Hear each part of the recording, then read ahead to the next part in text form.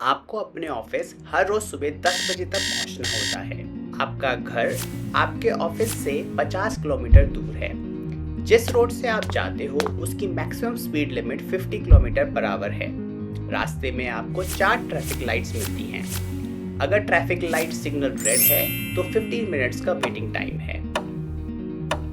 तो बताइए, आप कितने बजे अपने घर से निकलेंगे ताकि आप ऑफिस 10 बजे तक पहुंच पाएं? पहला इंट्यूशन ये कहेगा कि 50 किलोमीटर को with a speed of 50 kilometre per hour 1 hour में ट्रेवल किया जा सकता है।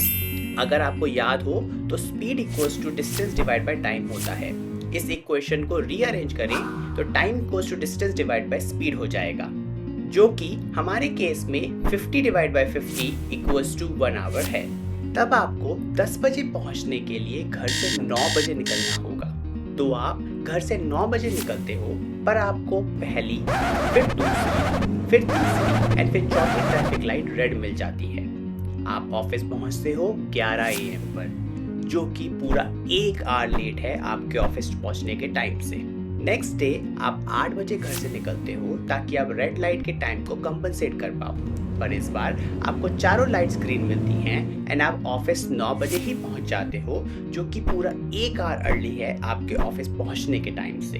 अब आप कंफ्यूज हो कि किस टाइम घर से निकलें ताकि 10 बजे तक ऑफिस पहुंचा जा सके। इसका आंसर मैं इस वीडियो के एंड में दूंगा। आइए पहले इस वीडियो के कॉन्सेप्ट्स को समझ लेते हैं। नमस्ते, मेरा नाम क्षितिज अग्रवाल है और मैं प्रोफेशन से एक डेटा साइंटिस्ट हूँ। मेरे पास 10 साल का प्रोफेशनल डेटा साइंस एक्सपीरियंस है। मैं यहाँ आपको डेटा साइंस और आर्टिफिशियल इंटेलिजेंस, जिसे AI भी कहते हैं, उसे एक सिस्टमैटिक तरीके से पढ़ाऊंगा ताकि आप भी ये पावरफुल टेक्नोलॉजी को अपने एरिया ऑफ एक्सपर्टीज में अप्लाई कर सकें। आप मेरे प्रोजेक्ट्स और एक्सपीरियंसेस को लिंक्डइन पर जाकर चेक कर सकते हैं, जिसका लिंक मैं डिस्क्रिप्शन में डाल दूंगा। आज के वीडियो में मैं आपको रैंडम वेरिएबल के बारे में बताऊंगा, जो कि प्रोबेबिलिटी की थ्योरी में बहुत ही बेस कॉन्सेप्ट है। तो आइए इसे ढंग से समझते हैं।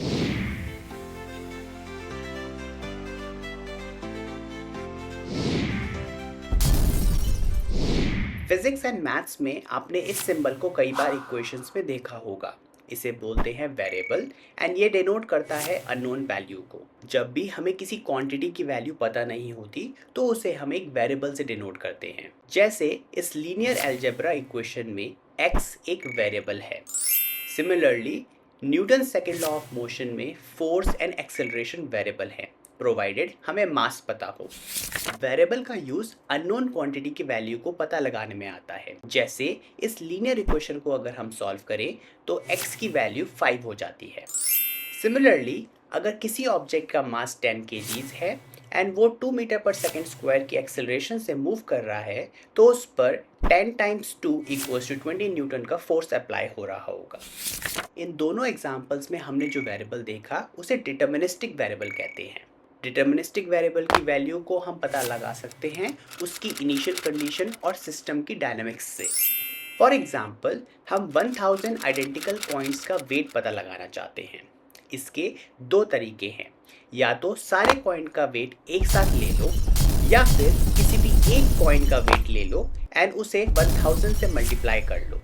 यहाँ total weight and weight of a single coin deterministic variables हैं। अगर हम उस कॉइन की जगह कोई और कॉइन भी ले लें तो भी total weight and weight of single coin की वैल्यू चेंज नहीं होगी। इस एक्सपेरिमेंट को हम कितनी बार भी रिपीट कर सकते हैं एंड हर बार आउटकम सेम ही आएगा। ये वेरिएबल की प्रॉपर्टी उसे डिटर्मिनिस्टिक बनाती है। अब कॉइन के वेट की जगह कॉइन को फ्लिप करते हैं एंड देखते हैं कि कितनी बार हेड आता है। पहली बार कॉइन फ्लिप करने पर हमें हेड मिला, तब number of head will be 1। पर जब हमने ये एक्सपेरिमेंट दोबारा किया तब हमें 0 हेड्स मिला। फिर हमने ये एक्सपेरिमेंट कई बार किया एंड हमें या तो 0 या फिर 1 हेड्स मिले। हमें नंबर ऑफ हेड्स की कोई भी एक वैल्यू नहीं मिली। यहाँ नंबर ऑफ हेड्स एक रैंडम वेरिएबल है। रैंडम वेरिएबल वो वेरिएबल होता है जिसकी वैल्यू रैंडम प्रोसेस के आउटकम पर निर्भर करती है एंड उसे इनिशियल कंडीशन से प्रेडिक्ट नहीं किया जा सकता। आइए इसे इस एग्जाम्पल से समझते हैं। फॉर एग्जाम्पल, हम ये पता लगाना चाहते हैं कि कितनी बार नंबर 1 एक सिंगल डाइस रोल में आता है। इसके लिए हम डाइस को कई बार रोल करते हैं एंड हमें ये आउटपुट मिला। यहाँ जैसे आप देख सकते हैं कि नंबर ऑफ वंस या तो 0 बार आया है या 1 बार आया है। क्योंकि नंबर ऑफ वंस की वैल्यू किसी भी एक नंबर पर कन्वर्ज नहीं करी, इसलिए ये एक रैंडम वेरिएबल है। जैसे आपने देखा, number of heads and number of ones in a single dice roll दोनों रैंडम वेरिएबल की वैल्यू 0 और 1 थी। ऐसे रैंडम वेरिएबल जिसकी वैल्यू डिस्क्रीट होती है, जैसे 0, 1, 2 या फिर 0.1, 0.2, 0.3 एटसेट्रा, इन्हें हम डिस्क्रीट रैंडम वेरिएबल बोलते हैं। आइए डिस्क्रीट रैंडम वेरिएबल्स के कुछ और एग्जांपल्स देखते हैं।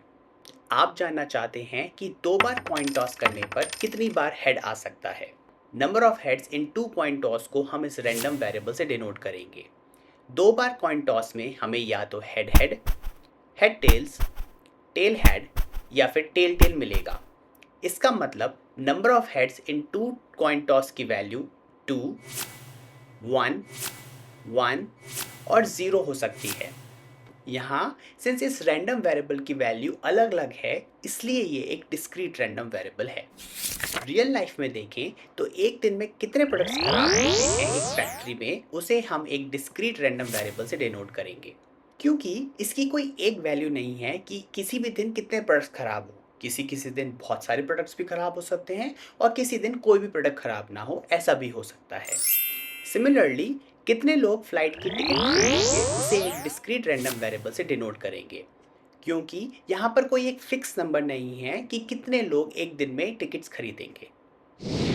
अच्छा, आइए एक और एग्जांपल देखते हैं। आप पता लगाना चाहते हैं कि फ्लाइट का डिले टाइम कितना होता है। आपने 5 फ्लाइट्स का डेटा देखा एंड आपके पास कुछ इस तरह के डिले टाइम आया। दिखने में ये आपको डिस्क्रीट रैंडम वेरिएबल जैसा ही लग रहा है, पर फ्लाइट डिले की वैल्यू कोई भी नंबर हो सकती है ग्रेटर देन 0। मतलब फ्लाइट डिले को हम डिस्टिंक्ट वैल्यू से डिनोट नहीं कर सकते।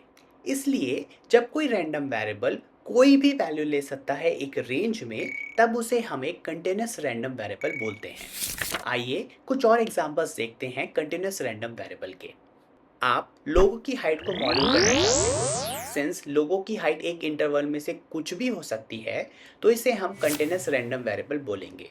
सिमिलरली रेसिंग कार की speed, room temperature and weight of an apple सब हम कंटिन्यूअस रैंडम वेरिएबल से डिनोट करेंगे। तो डिस्क्रीट रैंडम वेरिएबल में अलग अलग वैल्यूज होती हैं, पर कंटिन्यूअस रैंडम वेरिएबल में कोई भी वैल्यू हो सकती है एक रेंज में।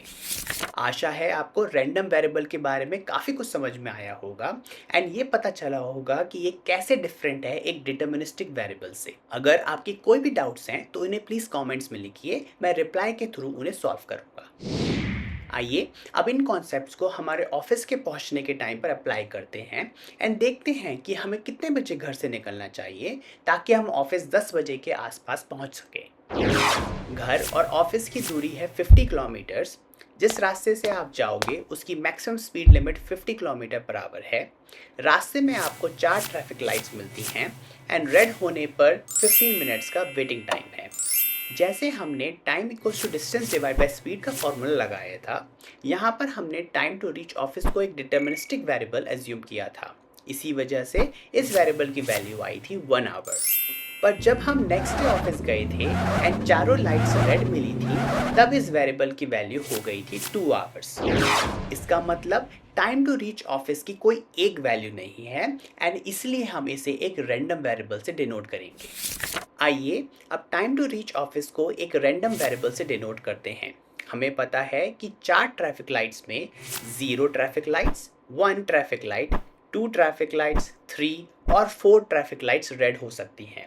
उस सिचुएशन में इस रैंडम वेरिएबल की वैल्यू या तो 1 आवर या 1 hour 15 minutes, 1 hour 30 minutes, 1 hour 45 minutes और 2 आवर्स हो जाती है।